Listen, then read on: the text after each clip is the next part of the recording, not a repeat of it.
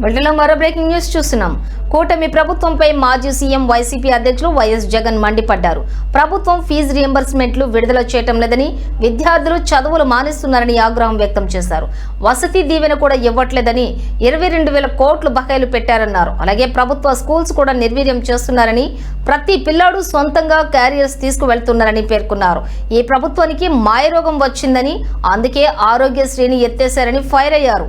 ఈ ప్రభుత్వంలో అన్ని స్కాములే అని, బాధ్యతల నుంచి తప్పించుకోవటం, స్కాములు చేయటం అని విమర్శించారు. మెడికల్ కళాశాలల ప్రైవేటీకరణ ఒక స్కామ్ అయితే, తీసుకున్న వాళ్లకు ఒక బొనాన్జా ఇచ్చారని జగన్ చెప్పుకొచ్చారు. హాస్టళ్లలో నుంచి చంద్రబాబు నాయుడు ఆర్టీజీఎస్ కార్యాలయంలోకి పోయి ఆయనతో పాటు ఆయన కొడుకు, ఆయనకు తోడు ఆయన దత్తపుత్రుడు చంద్రబాబు నాయుడు అనే వ్యక్తి ఏం చేస్తా ఉన్నాడని అడుగుతా ఉన్నా. నిద్రపోతున్నాడా? చంద్రబాబు నాయుడు గారిని గట్టిగా అడుగుతా ఉన్నా.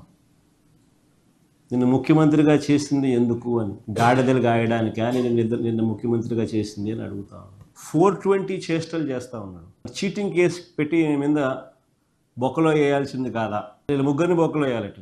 చీటింగ్ కేసు పెట్టి ఫ్రాడ్ కాదా ఇది? ఈరోజు పిల్లల పరిస్థితి ఎట్లుందని అంటే, ప్రభుత్వ హాస్టళ్లలో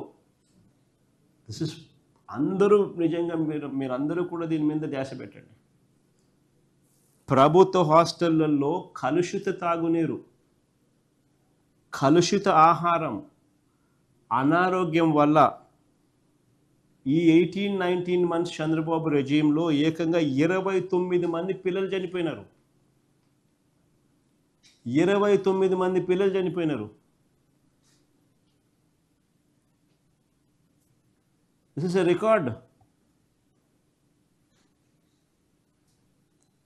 29 మంది పిల్లలు చనిపోయినారు. ఏ స్కూళ్ళల్లో చనిపోయినారు, ఏ హాస్టళ్ళకు సంబంధించిన పిల్లలు, ఏ ఆశ్రమ పాఠశాలలకు సంబంధించిన పిల్లలు, వాళ్ళు ఏ క్లాసులు చదువుతూ ఉన్నారు అనేది స్లైడ్స్ చూడండి ఒకసారి.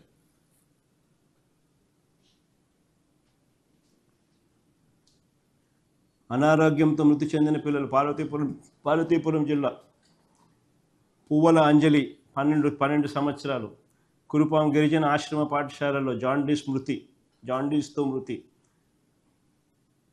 కల్పన కురుపాం గిరిజన ఆశ్రమ పాఠశాలలో జాండీస్తో మృతి, పార్వతీపురం అన్యం జిల్లా.